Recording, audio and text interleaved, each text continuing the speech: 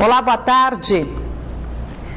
Por telefone, o médico responsável por ter improvisado com garrafas tipo PET máscaras de oxigênio para gêmeos recém-nascidos no município de Jutaí, nesta quarta-feira falou com nossa equipe de reportagem. O profissional afirmou que o hospital até tinha máscaras de oxigênio, mas que não eram adequadas para o tamanho dos bebês. Ele também disse que, apesar de existir, a incubadora do hospital, que seria o equipamento fundamental para crianças que nascem de forma prematura, nunca funcionou na unidade de saúde. Informação que hoje surpreendeu o secretário de Saúde do Estado, que disse não ter conhecimento do problema. As dificuldades relatadas pelo médico também foram reforçadas pelo sindicato da categoria. Foi o médico Alailson Lisboa que improvisou máscaras de oxigênio feitas com garrafa PET para tentar salvar os gêmeos que nasceram de forma prematura no dia 27 de janeiro deste ano. Por telefone, o médico afirmou que o improviso não seria necessário se o hospital de Jutaí, no interior do Amazonas, tivesse máscaras de Venturi próprias para bebês prematuros. O hospital, ele tinha máscara no dia que os gêmeos nasceram? Ele tinha máscaras, mas não máscaras apropriadas para um bebê. O médico não poupou críticas à Secretaria de Saúde do Amazonas. Segundo ele, o problema também poderia ter sido evitado se a unidade hospitalar tivesse as incubadoras em funcionamento. E a direção me informou, porque sempre eu cobrava, porque um dia ia chegar uma situação como essa, e ele disse que sempre estava mandando chamar técnicos e não obtinha respostas.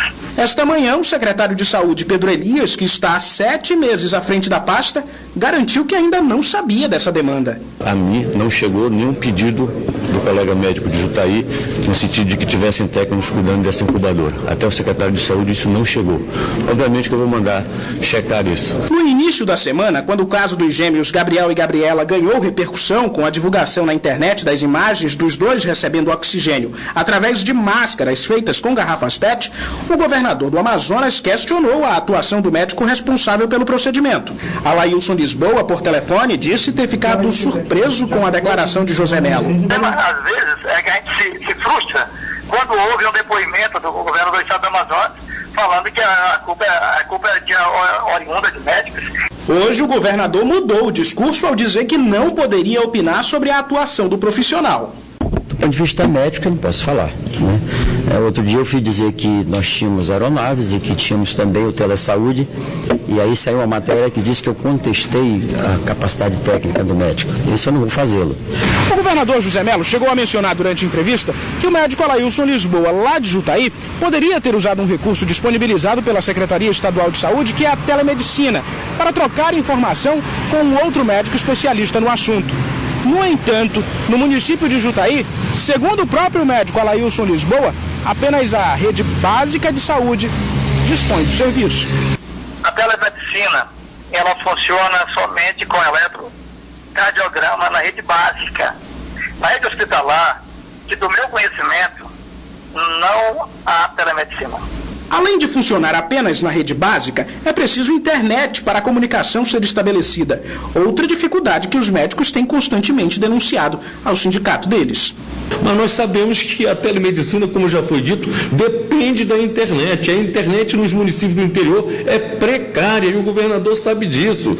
Alailson Lisboa também relatou que durante 5 anos de trabalho em Jutaí, foram poucas as vezes que uma UTI aérea foi enviada ao município, que fica a 750 quilômetros ao oeste de Manaus.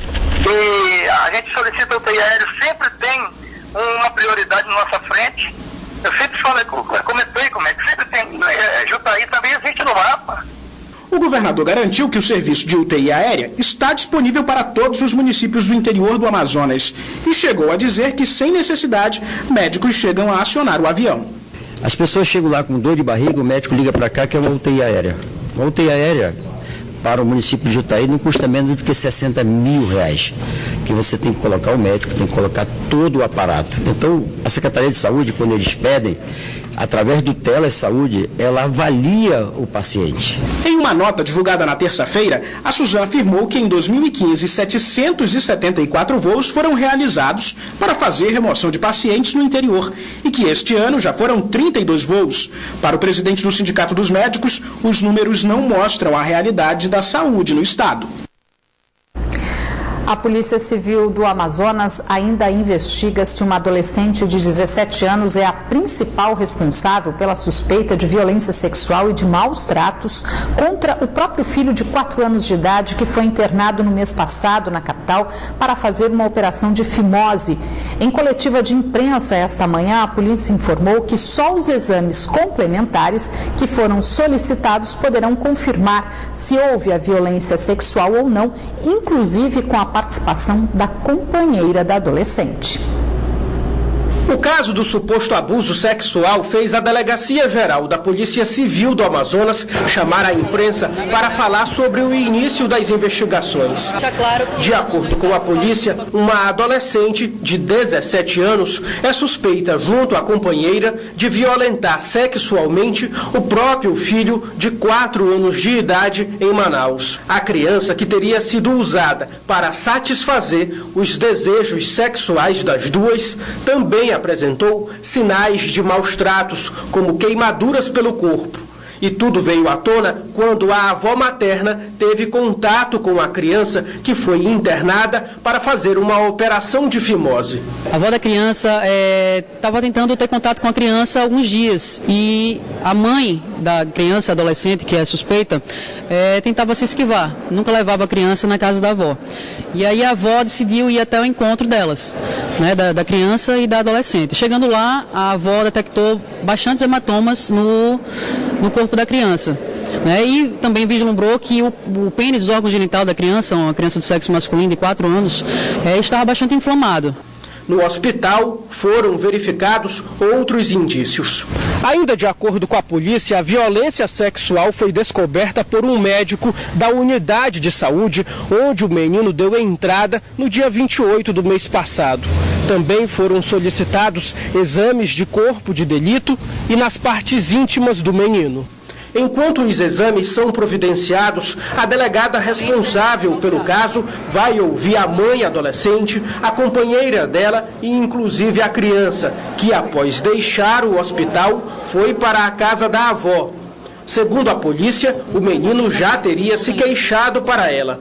Já oitivamos algumas pessoas, entre elas a avó materna, né? Ouvimos também o próprio conselheiro tutelar, um familiar mais distante também da criança. O caso vai continuar com a DEAI, né? Ela, constatando realmente a veracidade das informações, ela vai responder pelos atos infracionais de maus tratos, né? E vai responder também pelo próprio estupro de vulnerável. Né? E confirmando a participação da maior, da companheira dela, que a informação que eu tenho até então prévia é que ela seria maior, o caso será encaminhado para a DEPCA para que ele dê continuidade às investigações. Sobre a informação de que os abusos sexuais teriam sido praticados com o uso de um vibrador, a delegada preferiu não confirmar nada. O ato é injustificável, mas para esse psiquiatra, a mãe adolescente pode ter um histórico de abuso sexual na infância. Quando ela teve esse bebê, ela estava no começo da sua adolescência. E não raro, para não dizer bem comum, abusadores foram crianças abusadas. É bem provável que na história dessa adolescente tenha abuso sexual também. O fato dela ser ou não homossexual não ameniza e nem piora a situação. A situação já é ruim por si só, pelo fato de abusar do filho, seja heterossexualmente, seja homossexualmente. Então, o fato é grave de qualquer maneira. A Secretaria Executiva Adjunta de Inteligência da Secretaria de Segurança Pública do Amazonas prendeu em flagrante na manhã de hoje Myron Kleber de Araújo Assunção, de 24 anos. Ele começou a ser investigado após publicar anúncios na internet sobre a venda de certificados falsos de universidades públicas e privadas, além de escolas do ensino médio na capital.